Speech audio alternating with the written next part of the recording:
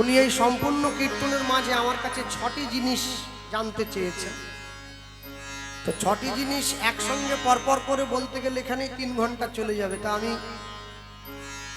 একটা করে সমস্যার সমাধান, আবার কিছুটা এগোবো, আবার একটা সমস্যার সমাধান। প্রথম উনি জানতে চেয়েছেন আমার কাছে, পাপহং পাপ কর্মাহং পাপাত্মা পাপ সম্ভব ত্রাহিমাং পুণ্ডরীকাক্ষং সর্ব পাপ হরহরি। এটা শ্লোকটা দিয়েছেন। এই শ্লোকটা দেওয়ার পরে উনি জানতে চাইলেন আত্মা কি পাপী, একটা জিজ্ঞাসা চিহ্ন দিয়েছে। আমি প্রথমেই বলে রাখি, প্রসঙ্গক্রমে কথাটা আনতে হবে না, আনা যাবে না। তো যে শ্লোকটা লেখা হয়েছে আর যে প্রশ্নটা করা হয়েছে, এই শ্লোকের সঙ্গে এই প্রশ্নটির কোনো সম্পর্ক নেই। শ্লোকটি আলাদা, প্রশ্নটি আলাদা। শ্লোকটি পাপং পাপ কর্মাহং, এই কথার অর্থ হচ্ছে একটা পাপ কর্ম 1000টা পাপ কর্মকে করতে অনুপ্রেরণা যোগায়। এরপরে বললেন পাপহি পাপ সম্ভব, যদি সেই পাপ কর্মের কোনো সাদৃশ্য না পাওয়া যায়, যিনি পাপ আচরণ করছেন তার আত্মাখানি পাপ আত্মায় পরিণত হয়। পরের লাইনে বললেন ত্রাহিমাং পুণ্ডরীকাক্ষং সর্ব পাপ হরহরি। হর এবং হরির মিশ্রণে যে ভজনশীল মানুষ এই পাপ হরহরির চরণে নিবেদন করে, তার আত্মা পূর্ণ গতি লাভ করে। এইটি হচ্ছে শ্লোক। আর উনি আমার কাছে জানতে চেয়েছেন আত্মা কি পাপী। হ্যাঁ, আত্মা পাপী, এটি আলাদা প্রসঙ্গ। যদি বলেন কেন, আত্মা হচ্ছে দুটি, একটি জীবাত্মা, একটি পরমাত্মা। নৈনং ছিদ্যন্তি শস্ত্রাণি নৈনং দহতি পাবক ন ছিদ্যং ক্লেদায়তপ্প ন শেষায়তি মারুত। আত্মা বিশ্লেষণের শ্লোক। আমাকে অস্ত্র দ্বারা কাটা যায় না, আগুনে পোড়ানো যায় না, জলে ভেজানো যায় না, আমার বিনাশ নেই। যে আত্মার বিনাশ নেই তাকে পরমাত্মা বলা হয়। হ্যাঁ, যে আত্মার বিনাশ হয় তাকে জড় আত্মা বা জীবাত্মা বলা হয়। জীবাত্মা আমাদের দেহের মধ্যে থেকে ভাত, ডাল, তরকারি, লুচি, বেগুন ভাজা এইগুলো খেতে চায়। আর পরমাত্মা দেহের মধ্যে বাস করে হরি নাম সুধা পান করতে চায়। দুজনে একই দেহে বাস করে, দুজনের চলনের অনেক তফাৎ আছে। প্রথম প্রশ্নের উত্তর হলো, জীবাত্মা যদিও বা অন্যায় কর্ম করে, পরমাত্মা কোনোদিনই পাপী নয়। কেন? পরমাত্মা সর্বদেহে বিরাজমান। রামকৃষ্ণ পরমহংসদেব গিরিশ ঘোষকে বলেছিলেন, গিরিশ, ঈশ্বর সবার মধ্যে আছেন, কিন্তু ঈশ্বরের মধ্যে সবাই নাই। হ্যাঁ, আমাদের অবস্থাটা ঠিক সেই রকম। মনে রাখ, এই যে যারা বসে আছেন, আমাদের দেহ থেকে যখন অন্তরাত্মা বাহির হয়ে চলে যায়, তখনই দেহটা মরা বলে ঘোষণা হয়। জীবাত্মা প্রত্যেকটি মানুষের কর্মভেদে ভিন্ন ভিন্ন কর্ম করায়, কিন্তু পরমাত্মা একটি। কেন? দেখবেন বাংলায় একটি শব্দ আছে যাকে আত্মীয় বলে বলা হয়। আত্মীয় কাকে বলে না, আপনার আত্মার সঙ্গে যদি কারো আত্মা মিল হয়ে যায়, মনের মিল যাকে বাংলায় বলে না, একে শাস্ত্র আত্মার মিল বলে। আপনার সঙ্গে যদি কারো আত্মার মিল হয় তখন সে আপনার আত্মীয়। আত্মীয় যদি আপনাকে পরমাত্মার পথ দেখাতে সাহায্য করে তখন সে হয় আপনার পরমাত্মীয়। আর আত্মীয় যদি 6 মাসে 9 মাসে করে এসে আপনার বাড়িতে পোল্ট্রি মুরগি খেয়ে চলে গিয়ে আপনার নিন্দা করে, ওকে বলে কুটুম। কুটুম আর আত্মীয়র মধ্যে তফাৎ আছে অনেক। কুটুম সবাই হতে পারে, আত্মীয় সবাই হতে পারবে না। হ্যাঁ, বন্ধু যে কেউ হতে পারে, বান্ধব সবাই হতে পারবে না। মিত্র সবাই হতে পারে, সখা সবাই হতে পারবে না। বান্ধবী সবাই হতে পারে, সখী সবাই হতে পারবে না। আত্মা পরমাত্মার ভেদটা ঠিক সেই রকম। কেন জানে? আস্তে প্রণববাবু সামনে বসে আছেন, আমার পিতৃতুল্য বয়োজ্যেষ্ঠ মানুষ। আমি কিছুদিন আগে বৃন্দাবনে ছিলাম, এখনো 1 মাস হয়নি, ব্রজ থেকে এসেছি। আমি বৃন্দাবনে গিয়ে একটা ছোট্ট পরীক্ষা করছিলাম। জানেন, ওই বৃন্দাবনে তো খুব বানর, সব মোবাইল টোবাইল চশমা টশমা সব টান দিয়ে কেড়ে নিয়ে যায়, সুযোগ পেলেই একবারে সব। তা আমি আমার মাকে বলেছিলাম একটা 50 টাকার নোট দেখি। মা বলে কি হবে, দাও না। 50 টাকা দিয়েছে। এক হাতে 2টো কলা আর আরেক হাতে 50 টাকার নোটটা ধরে আমি বানরটাকে দেখাচ্ছিলাম। মনে মনে ভাবলাম দেখিও কোনটা নেয়। ওই 50 টাকার নোটটা হচ্ছে জীবাত্মা, আর এই কলাটা হচ্ছে জীবাত্মা। 50 টাকার নোটটা হচ্ছে পরমাত্মা, বানরটা হচ্ছে আমি। তা আমি দেখলাম বানরটা নেমে এসে ও টাকাটা নিল না, কলাটা নিয়ে দৌড় দিল। তা আমার মা বললো এটাতে কি প্রমাণ হলো? আমি বলি প্রমাণ অনেক কিছু হয়ে গেল। বলে কি? আমি শোনো, বানরটার যদি প্রকৃত বুদ্ধি থাকতো বানরটা কলাটা নিত না, টাকাটা নিয়ে যেত। কেন? ওর যদি বুদ্ধি থাকতো, ওর মনে যদি এই বোধ থাকতো যে এই 50 টাকা হলে আমি 1 ডজন কলা কিনতে পারবো, ও কিন্তু টাকাটা নেয়নি, কলাটা নিয়ে গেছে। আমাদের মানুষ্য জীব জগতের সামনে 2টো জিনিস রাখা আছে, একটা গোবিন্দ চরণ, একদিকে সংসার। আমি যদি গোবিন্দ চরণটা জড়িয়ে ধরি সংসারটা এমনি ফ্রি পেয়ে যাব, বাই 1 গেট 1 ফ্রি। কিন্তু আমি গোবিন্দ চরণটা ছেড়ে দিয়ে সংসারটাকে জড়িয়ে ধরলাম, ফলে কি হলো? 2টো জিনিসই আমার থেকে দূরে চলে গেল। গোবিন্দ চরণটাও চলে গেল, সংসারটা তো আগেই যেয়ে বসে আছে। কেন? আমি মরে গেলে 15 দিন পেরোবার পরে কেউ মনেই রাখে না, ভুলে যায়। আগে তবু বাপ্পা পড়লে ছেলেমেয়েরা খালি পায়ে ঘুরতো, এখন তাও ঘরে নি, জুতো একটা গলি নেয় পায়ে, বলে যা ঠান্ডা পড়েছে। ভুলে যায় যে বাবা মা আমার জন্য কত কষ্ট করেছে। মাত্র 15টা দিন বাবা মার জন্য খালি পায়ে ত্যাগ স্বীকার করতে পারি না আমরা।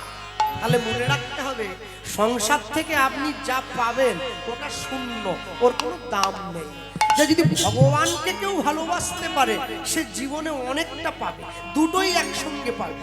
যার যাকে ভালো লাগে, কালী দুর্গা শীতলা ষষ্ঠী মনসা, যাকে যার ভালো লাগে সে ভালোবাসবে। মোট কথা মালিক একটা রাখতে হবে। মালিক যদি না রাখেন আত্মা শুদ্ধ হবে না। আত্মা যদি শুদ্ধ না হয় মন পাপ কাজের দিকে ধাবিত হবে। মন যদি পাপ কাজের দিকে ধাবিত হবে তখনই উত্তর আসবে আত্মা পাপী। কেন? আপনার মালিক নেই। আর যদি মালিককে রেখে পথ চলেন আত্মা অপূর্ণ কাজ করতে পারবে না, তখন আত্মা পরিশুদ্ধ। নিতাই গৌর প্রেমানন্দ। এই হলো প্রথম প্রশ্ন। দ্বিতীয় প্রশ্নটায় পরে আসছে। বৈষ্ণব মহাজন লিখলেন, যদি নিতাই গৌরের চরণে ভক্তি অর্জনে তুমি ব্যর্থ হও, কাজ করবে। কি কাজ? রূপ রঘুনাথ পদে হইবে আকুতি উলুধ্বনি। রূপ রঘুনাথ পদে হইবে আকুতি, রূপ রঘুনাথ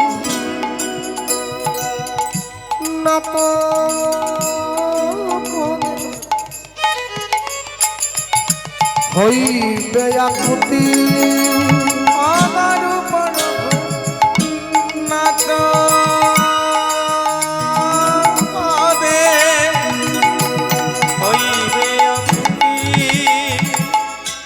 কবে হাম হে রব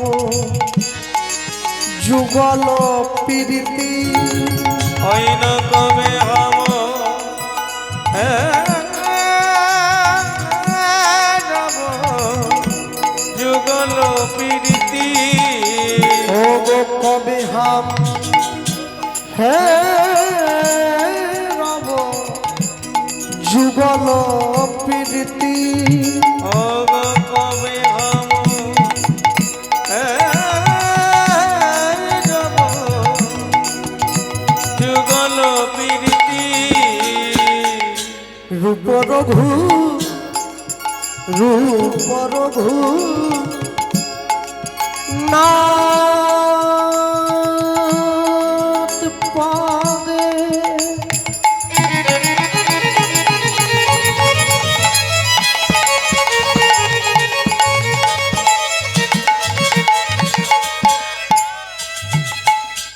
রহু মোর আশ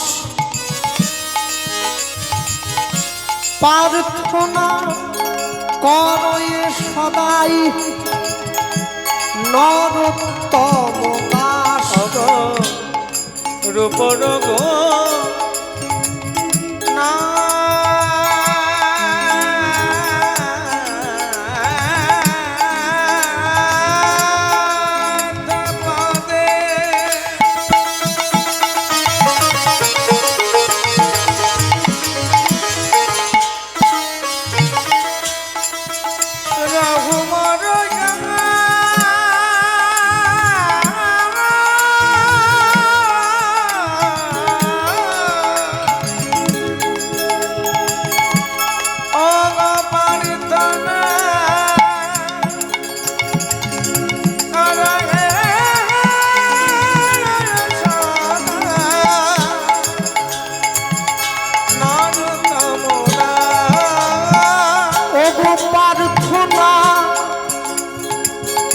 করয়ে সদাই নরোত্তম দাস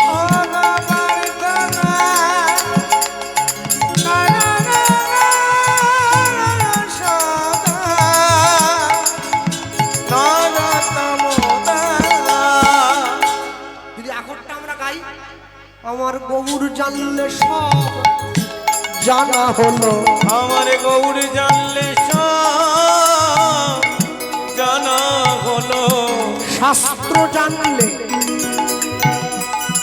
যা না হলো গৌর জানলে তাই জানা হলো শাস্ত্র জানলে সব জানা হলো গৌর জানলে সব জানা হলো ওগো শাস্ত্র জানলে যা না হলো গৌর জানলে সব জানা হলো অনেক অনেক বাড়িতে কীর্তনে গেলে সেই বাড়ির বয়স্ক দাদু ঠাকুমারা আমায় বলে বাবা জানো তো আমি পুরো রামায়ণটা পড়ে নিয়েছি পুরো মহাভারত পড়া মুখস্থ আমার তুমি আমাকে কি বলবে আমি আপনাকে কিছুই বলবো না আপনি বললে আমি একটু শুনবো আপনি বলুন আমি শুনি যখন কীর্তন শেষ হয়ে গেছে আমি আস্তে আস্তে করে সেই বাড়ির বয়স্ক মানুষটাকে গিয়ে যখন জিজ্ঞাসা করি আপনি যে পুরো রামায়ণ মুখস্থ করেছেন পুরো মহাভারত পড়ে ফেলেছেন ও ঠাকুমা তাহলে আপনি বলুন দেখি আপনার বাড়ির কটা ছেলে মেয়ে ভক্ত হয়েছে বলে বাবা কেউ হয়নি তাহলে আপনি কি পড়েছেন আপনি যদি কাউকে ভক্তি পথে আনতে নাই পারেন তাহলে আপনি এত বই পড়ে কি লাভ করলেন ওই জন্য মহাজন বলছে আমার গৌর জানলে সব জানা হলো আমার গৌরী জানলে সব জানা হলো ওগো শাস্ত্র জানলে জানা হলো গৌরী জানলে সব জানা হলো ওগো ধর গৌরের চরণ ধর গৌরী জানলে সব জানা হলো যদি ভব ব্রহ্মাণ্ডের ভক্তি জানিতে চাও হে গৌরী জানলে সব জানা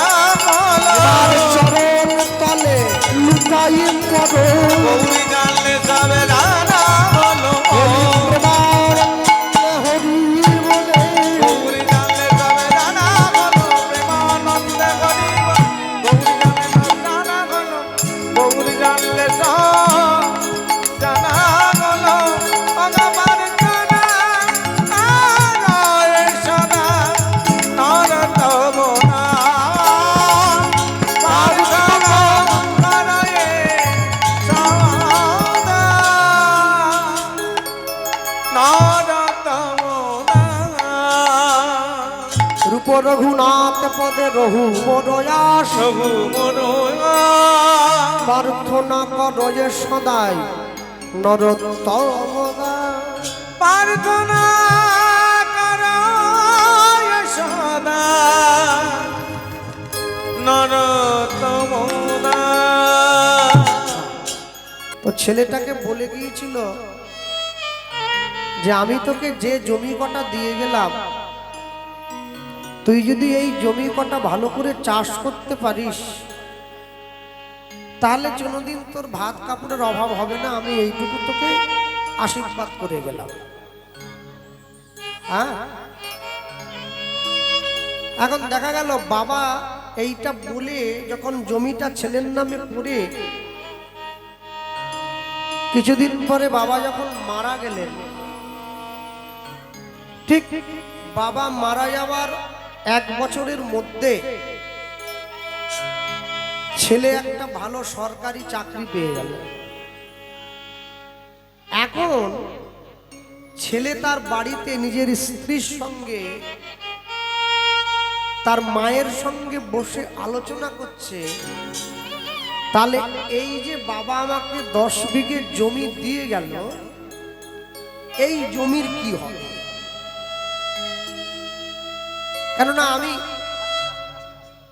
কেননা আমি চাকরি করতে গেলে আমি তার চাষ করতে পারবো না। শুধু 2 বিঘে ছিল মোর ভুই, আর সব গেছে ঋণে। বাবু কহিলেন বুঝেছ উপেন, তোমার এ জমি লইব কিনে। তাহলে আমি চাষ করতে পারবো না। যেই চাষ করতে পারবো না, তখন মা একটা ছেলেকে বুদ্ধি দিচ্ছে। আমি বলি কি, জমিগুলোকে ফেলে রেখে লাভ কি, তুই বরং ভাগে দিয়ে দে। গ্রামে অনেক গরিব মানুষ আছে যারা ভাগে চাষ করে, তা তোর এই 10 বিঘে জমি ভাগ দিয়ে দিবি, আর ভাগে দিয়ে তুই একটা শর্ত লিখিত করে নিবি। কি শর্ত? লিখিতটা অন্য কিছু নয়, লিখিতটা হচ্ছে এটাই যে প্রত্যেকবার যতগুলো চাষ হবে, চাষের পরে তোকে যেন ধান দিয়ে লাভ নেই, কেন আমাদের আবার চাল টাল কে করবে, একটু চাল করেই যেন তোকে দিয়ে যায় জমি যে চাষ করছে। এতে করে 2টো কাজ হবে। কি?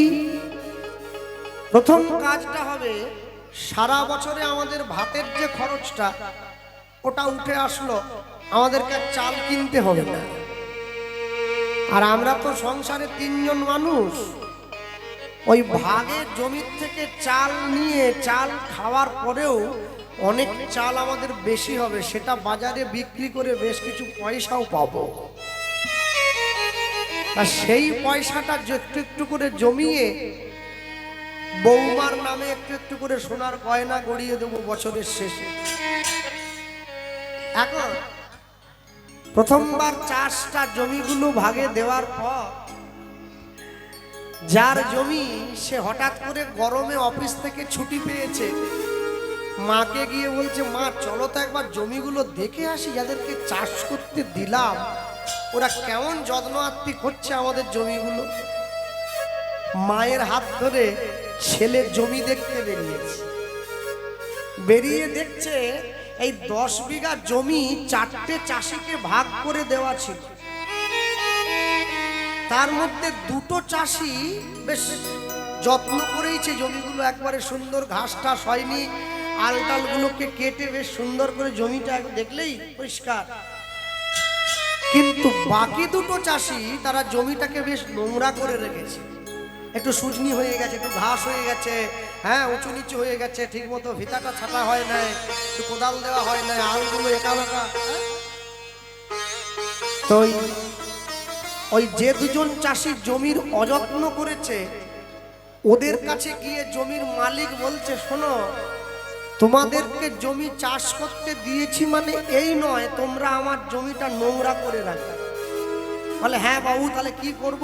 বলে, জমি তোমাদের পরিষ্কার করে রাখতে হবে, আর যদি পরিষ্কার করে না রাখতে পারো, পরের বার থেকে কিন্তু আর ভাগে দেব না, অন্য লোককে দিয়ে দেবো।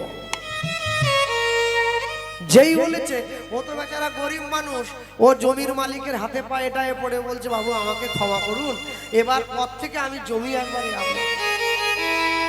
আবার পরের বারে জমি দেখতে গিয়ে মালিক দেখছে ঠিক সেই রকম ময়লা করে। কি রে, তোকে যে গতবারে বললাম জমিটা পরিষ্কার রাখবি, না হলে পরের বার থেকে জমি আর পাবি না। ও বলছে, বাবু এবারটা ক্ষমা করে দেন, পরের বার থেকে আমি ঠিক যত্ন করব। একবার, দুবার, তিনবার। এইবারে মালিক গিয়ে বলছে, আর কিন্তু পরের বারে তুই জমি পাবি না। ও আবার মালিকের পায়ে গিয়ে পড়ছে, বলে না, পায়ে পড়লেও আর হবে না। একবার যখন তোমাকে আমি 3 বার সুযোগ দিয়েছি, তুমি সুযোগ পেয়েও যখন সুযোগ নষ্ট করেছো, আর তুমি সুযোগ পাবে না। না না, আমি জমি দিয়ে বললাম, আমি আপনাদের এই চণ্ডীপুর মঠচণ্ডীপুর চণ্ডীপুর থানা এই জমির কথা বলিনি, আমি দেহ জমির কথা বলছি। এটা বিশ্বপিতা আমাদেরকে একবার দিয়েছে, সৃষ্টিকর্তা, জমিটা ভালো করে চাষ করবি। ভাগে নিয়েছি তো, হ্যাঁ? যখন মাতৃগর্ভে ছিলাম ভগবানকে কথা দিয়েছি, তুমি আমাকে সুন্দর দুটো হাত দাও, আমি হাত দিয়ে বন থেকে ফুল পেড়ে এনে মালা গেঁথে তোমার গলায় পরাবো। আমি যখন পৃথিবীতে এলাম আমি ভুলে গেলাম। আমি ভগবানকে বলেছিলাম, তুমি সুন্দর দেখতে দুটো আমায় চোখ দাও। বলে, চোখ নিয়ে কি করবে? বলে, যেখানে তোমার শ্রী বিগ্রহ থাকবে আমি দর্শন করব। তুমি আমাকে সুন্দর একটা মুখ দেবে, মুখ দিয়ে কি হবে? আমি প্রাণ ভরে তোমার গুণকীর্তন গাইব। সুন্দর দুটো পা দাও, সুস্থ পা দাও, পা দিয়ে কি হবে? যেখানে তোমার কীর্তন হবে, মহোৎসব হবে, আমি নিমন্ত্রণ থাকুক চাই না থাকুক, পায়ে হেঁটে যাব। তাহলে আমি যখন এখানে এসে পড়লাম, আমি সব ভুলে গেলাম। একবার পাওয়া হলো, দুবার দিল, 3 বার দিল, 4 বারের বার ভগবান বলে, আর কিন্তু তুমি জমি পাবে না। কারণ তোমার যেটা পাওয়ার দরকার ছিল আমি তোমাকে দিয়েছি, কিন্তু তোমার পৃথিবীতে গিয়ে যা করার দরকার ছিল তুমি কিন্তু করো নাই। আর যদি না করো, তার জন্য তোমাকে জমিটা হারাতে হবে। ওই লিখতে গিয়ে কবি লিখেছিলেন না, এমন মানব জমি এই রইল পতিত, আবাদ করলে ফলত সোনা। এমন মানব জমি রইল পতিত, আবাদ করলে ফলত সোনা। মনে রে কৃষি কাজ জানো না, মনে রে কৃষি কাজ জানো না, মনে রে কৃষি কাজ জানো না। এমন মানব জমি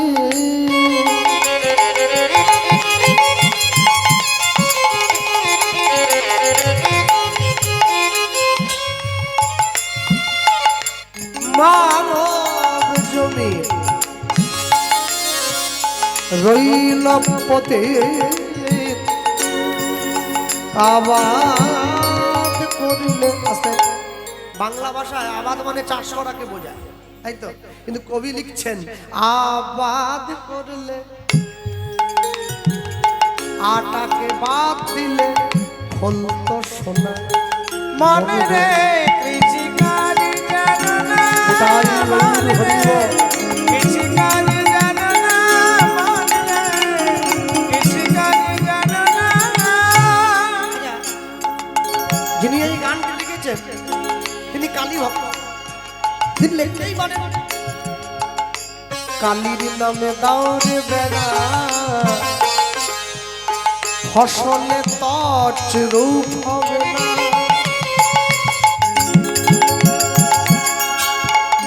কালীর নামে দাও রে বেড়া, ফসলে তছ রূপ হবে না। আচ্ছা, যারা ভক্তিপদ আশ্রয় করেছেন, নিত্য নিত্য ভগবানের কথা আলোচনা করেন, আপনারা শ্রী গোবিন্দের একটা লীলা শুনেছিলেন, নিধুবনে কৃষ্ণ কালী। কৃষ্ণ কালী হয়ে গেছিল, তাহলে কৃষ্ণ যদি কালী হতে পারে, তাহলে যেই কালা সেই কালী, একই অঙ্গে তো বহু রূপ। যারা আমরা ভক্তিপথের পথিক, আমরা বলতেই পারি কালার নামে দাউরে বেদা ফসলে কছ রূপ হবে না। কালার নামে দাম বেড়া ফসলে তার হবে না। ও যে মুক্ত কেশী শক্ত বেড়া, তার কাছেতে জম ঘেসে না। ও যে মুক্ত কেশী শক্ত বেড়া,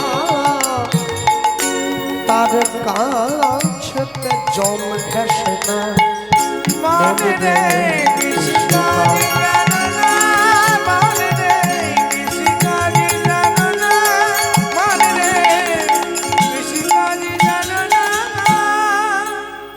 শুরুতে দাঁড়িয়ে গৌরচন্দ্রিকার যে পয়ারটা আমি গাইলাম, গৌরাঙ্গ বলিতে হবে পুলক শরীর, হরি হরি বলিতে মোর নয়নে ববে নীর।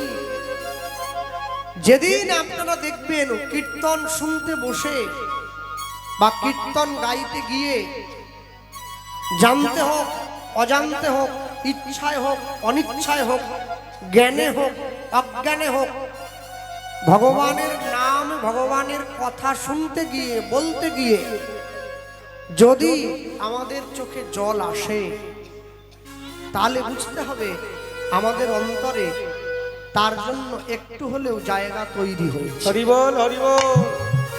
আর যদি চোখে জল না আসে, তাহলে বুঝতে হবে অনেক বড় পুকুর, তো তা পুকুরটাকে জল মেরে এইবারে বাস্তু করে মাটি ফেলে ভরিয়ে তারপরে বাড়ি হবে। এখন মাটি ফেলা হচ্ছে, মাটি ফেলা হলে মাটি ভরানো হবে, মাটি মাড়াই হবে, শুকনো হবে, তারপর তো বাড়ি, নাকি অনেক বাকি আছে। যদি গৌরাঙ্গ মহাপ্রভুর জন্য অন্তরে ভক্তি আনতে কেউ চায়, তাকে কর্ম করতে হবে। কি কর্ম? অন্য কিছু কর্ম নয়। যে ভক্তি তোমাকে দান করবে তার চরণটা জড়িয়ে ধরো। সে কে? না, মহাপ্রভুর পাশে যে লোকটা দাঁড়িয়ে আছে সে হচ্ছে নিতাই চাঁদ। সে আমাদেরকে ভক্তি দান করে, সে এক কথায় আমাদেরকে দিয়ে দিতে পারে। চরণটা জড়িয়ে ধরো। বৈষ্ণব মহাজন লিখছেন, কি করলে পাবে? বলো আর কবে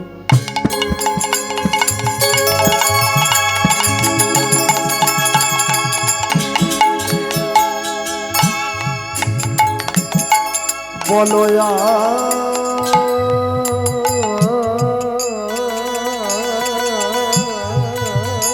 কবে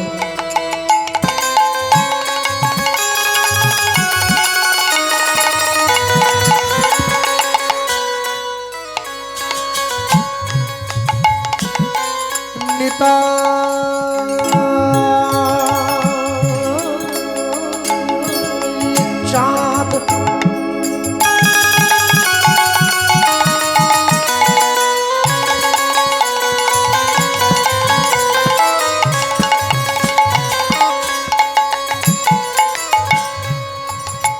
বলো আর কবে নিতাই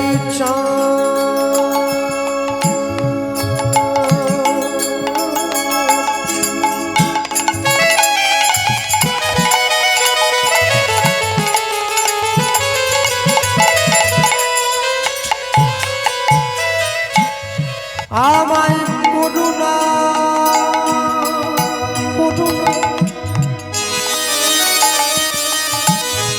করুণা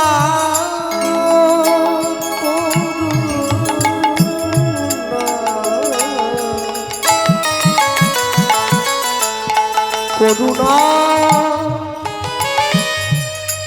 করিবে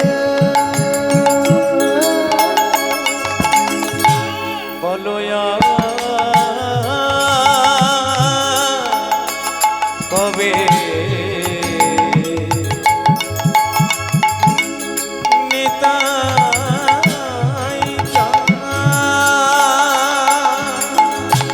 দয়া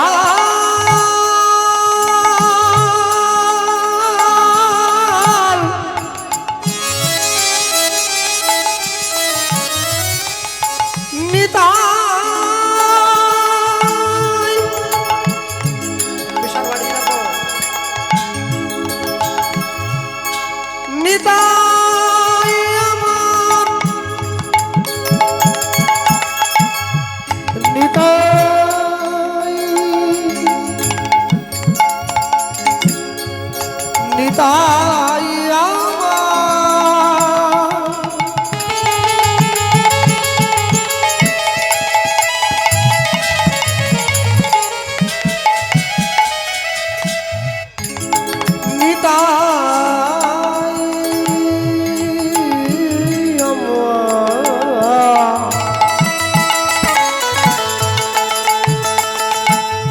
নিতাই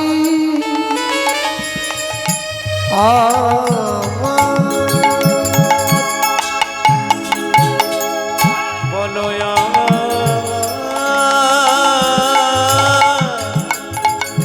কবে নিতাই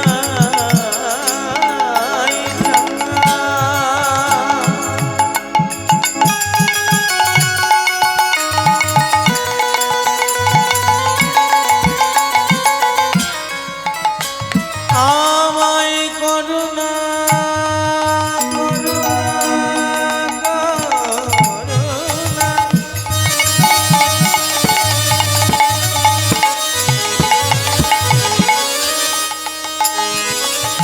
করুণা করুণা করিবে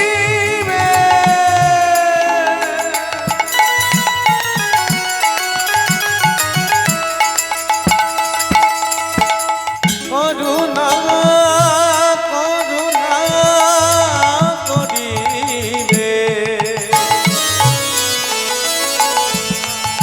করুণা করিবে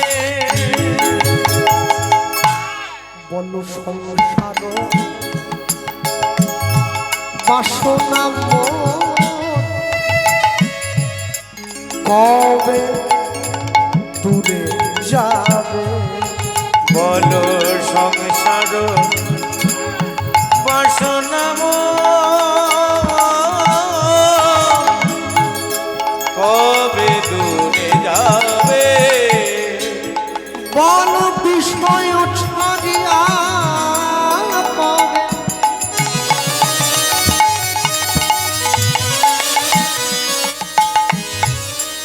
শুদ্ধ হবে কবে হাম হে সেই মধুর বৃন্দাবন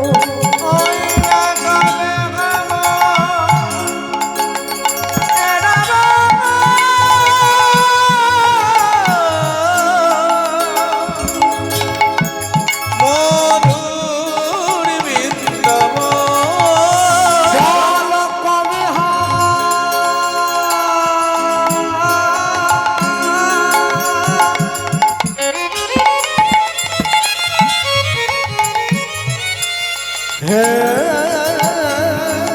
রাম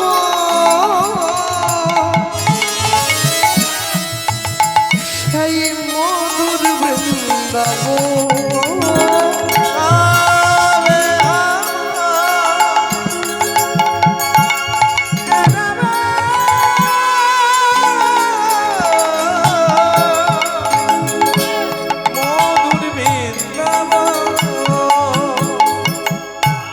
মধুর বৃন্দাবনে আমি কবে বাঁচা ওই না মধুর বৃন্দাবনে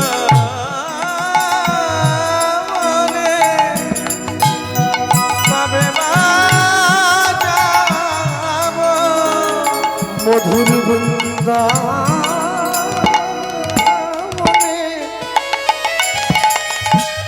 আমি কবে বাঁচা মধুর বৃন্দাবনে কবে যাব যেথা রাধা কৃষ্ণ যুগল চরণ নিরক্ষিব ওই না